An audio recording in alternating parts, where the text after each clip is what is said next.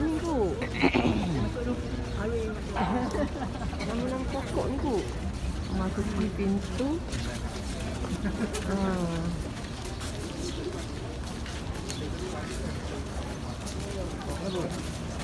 Pintu tepinya.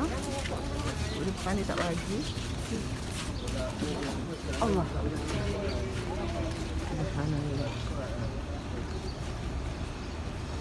Oh. Taman tu.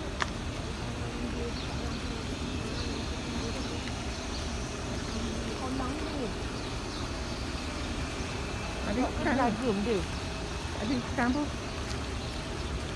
Ni otak kita. Oh.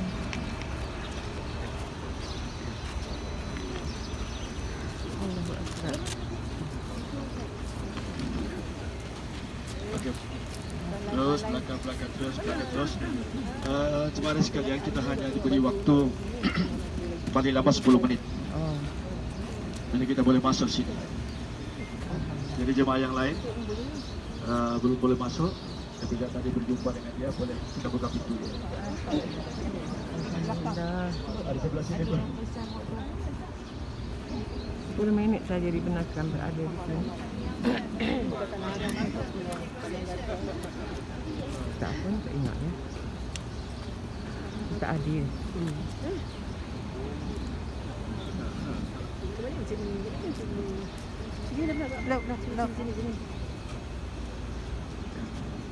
Okay, kita boleh berdiri di mana-mana. Sebelah sini pun boleh, di atas pun boleh, di belakang pun boleh, duduk pun boleh. Duduk atas ni. Duduk atas kubur. Taman. Kubur.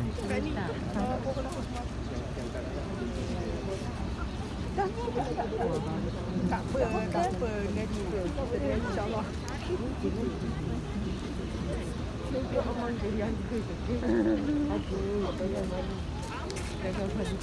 Baik jemaah sekalian, Bismillahirrahmanirrahim. Assalamualaikum warahmatullahi wabarakatuh. Salam. Alhamdulillah, salatu wassalamu ala Rasulillah wa ala alihi wa sahbihi ajma'in, amma ba'd.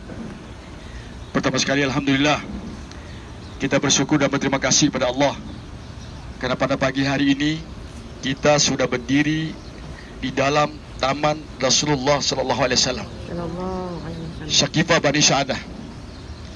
Salah satu taman yang dikekalkan sehingga hari ini. Dari zaman Nabi sallallahu alaihi wasallam sehingga hari ini, satu-satunya taman yang dikekalkan hanya tempat ini. Adapun cerita-cerita tentang ini kami serahkan pada guru dan pembimbing kami. Yang pertama kami serahkan pada Al-Fadil Ustaz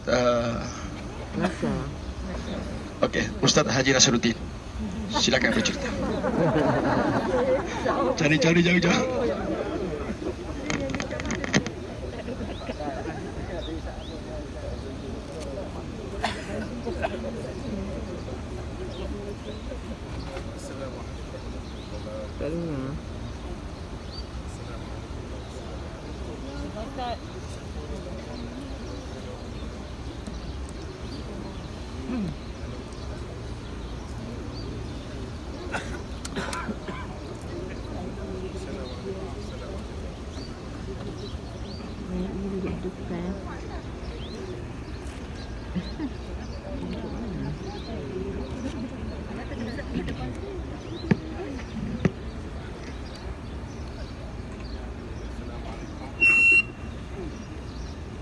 Assalamualaikum warahmatullahi wabarakatuh. Waalaikumsalam. Para duyufur Rahman, duyufur Rasul sallallahu alaihi wasallam.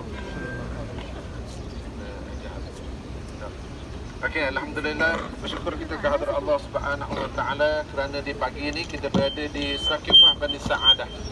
Di Sakifah Bani Sa'adah yang duduk belakang rapat-rapat lagi. Rapat-rapat sikit apa? Kau dah dengar?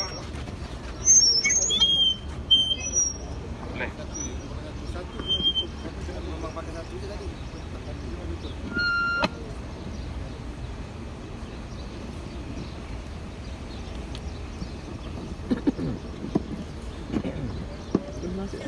Okey, boleh dengar? Alhamdulillah. Masuk. Kita berada di Sakifah Bani Sa'idah. Ini tempat yang paling bermakna dan paling bersejarah. Kerana tempat inilah Islam sampai ke tanah Melayu. Kerana tempat inilah Islam tersebar ke serata dunia.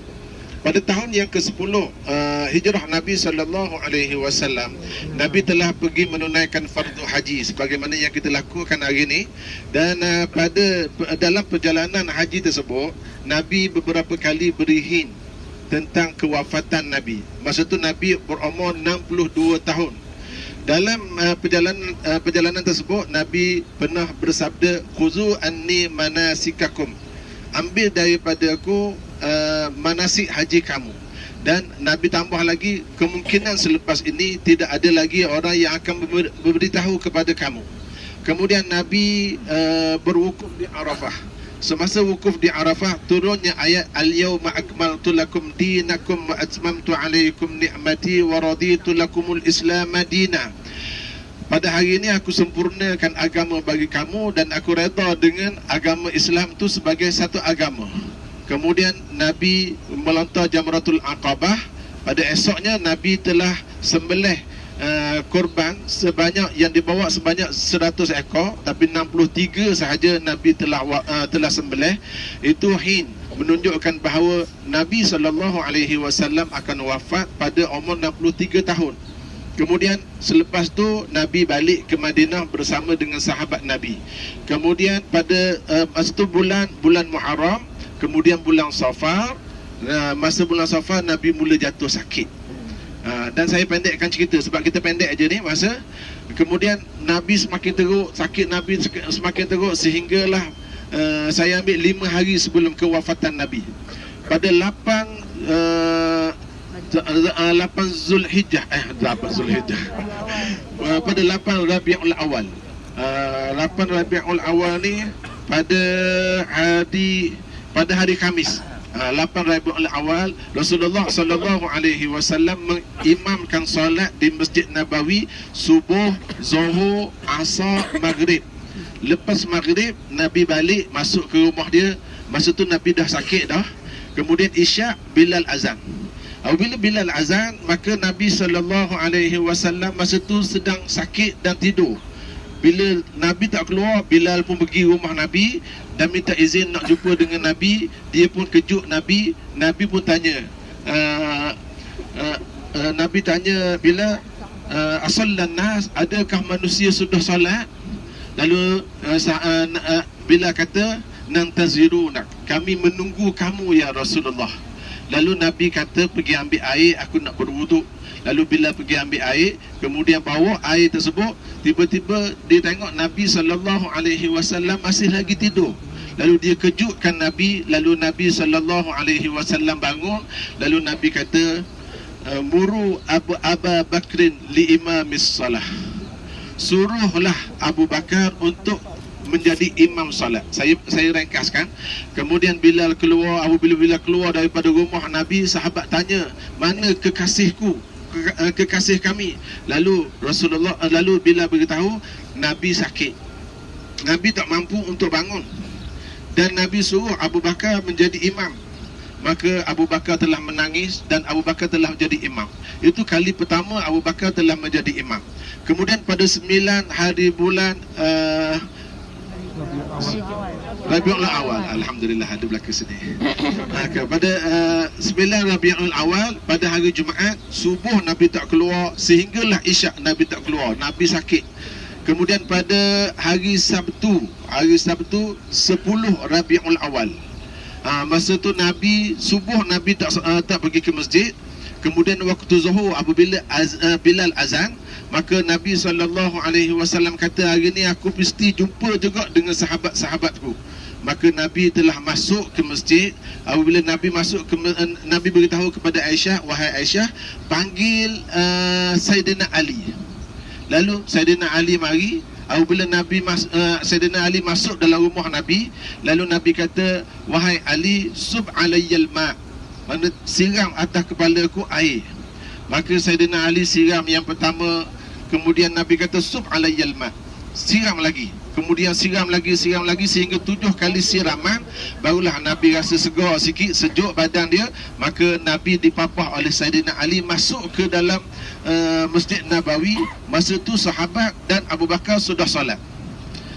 Sahabat bila tengok Nabi, sebab semalam sehari Nabi tak keluar, sebelum tu pun Nabi tak keluar, maka sahabat mula nak peluk Nabi. Lalu Nabi isyarat dengan tangan duduk, masuk dalam sembahyang, teruskan solat. Lalu Nabi berdiri di sebelah Abu Bakar. Di sini Abu Bakar, di sini Nabi. Masa tu Abu Bakar cuba untuk undur, Nabi sekat dengan tangan, dan Abu Bakar telah menghabiskan solatnya. Dan selepas salam, Nabi SAW naik atas mimbar dan berkhutbah. Di antara khutbah Nabi SAW beritahu bahawa orang Yahudi dan orang Nasrani dilaknat oleh Allah Ta'ala kerana menjadikan kubur Nabi-Nabi mereka sebagai masjid untuk sembahyang, beribadah di atas kubur-kubur. Oleh itu, jangan kamu jadikan kuburku sebagai tempat kamu beribadah. Yang kedua, tolong jaga wanita, golongan wanita. Dan yang ketiga, Nabi beritahu ada seorang hamba yang diberi tawaran oleh Allah Ta'ala untuk menikmati kehidupan ini sepanjang masa, kemudian naik ke berjumpa dengan Allah Ta'ala. Dah kena sahut dah. Okey. Dan direngkaskan sehinggalah hari yang ke-11, hari yang ke-12, hari terakhir Nabi SAW hidup di atas muka bumi ini. Pada subuh hari, apabila Nabi bangun awal, kemudian apabila Abu Bakar mula solat, Nabi telah buka tingkap. Semalam kita pergi ke Raudah, dinding hijau, di situ ada tingkap. Di situ Nabi SAW tengok sahabat sembahyang, sehinggalah sahabat beri salam. Lepas salam, Nabi masuk balik.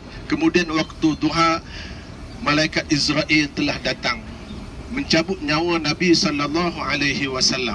Masa kali pertama dicabut nyawa Nabi, Nabi kata keluar daripada mulut Nabi, kemudian Nabi minta air, lalu Nabi sapu kepala. Kemudian bila tarik yang kedua, Nabi SAW kata, la ilaha illallah innal mauta lasakarat. Tiada Tuhan malaikat Allah, sesungguhnya kematian ini adalah amat-amat menyakitkan. Kemudian Nabi SAW ditarik nyawa yang ketiga. Di hujung kata-kata Nabi sebut as-salah, as-salah, dan Nabi telah wafat.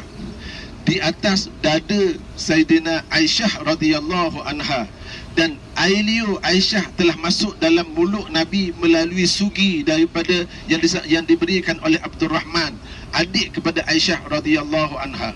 Kemudian selepas tu Aisyah keluar dan Aisyah beritahu bahawa Rasulullah sallallahu alaihi wasallam telah wafat. Sahabat terbagi kepada 3. Yang pertama sekali percaya dengan kata-kata Aisyah, dan sahabat menangis kesedihan kerana kewafatan Nabi Muhammad sallallahu alaihi wasallam. Golongan yang kedua tidak percaya kepada Aisyah. Lalu dia kata, yang diketuai oleh Saidina Umar. Lalu Saidina Umar angkat pedang. Dia kata siapa yang mengatakan Muhammad sudah mati, maka aku akan pancung kepalanya. Golongan yang ketiga masa tu bingung, tak tahu nak buat apa. Sehinggalah Abu Bakar As-Siddiq radhiyallahu anhu balik, dan Saidina Abu Bakar telah menenangkan Saidina Umar. Dan selepas wafat Nabi, saudara mara Nabi yang terdiri daripada Saidina Ali, anak-anaknya Hasan dan Husain, Abbas, anaknya Abdullah bin Abbas, dan Fudail bin Abbas menguruskan jenazah Nabi sallallahu alaihi wasallam. Dan sahabat-sahabat lain, Abu Bakar, Saidina Umar, Saidina Osman datang ke sini untuk membincangkan tentang pentadbiran. Siapakah yang akan menyambung tugas yang diketuai oleh Nabi sallallahu alaihi wasallam. Untuk ini saya serahkan kepada Ustaz Zul. Untuk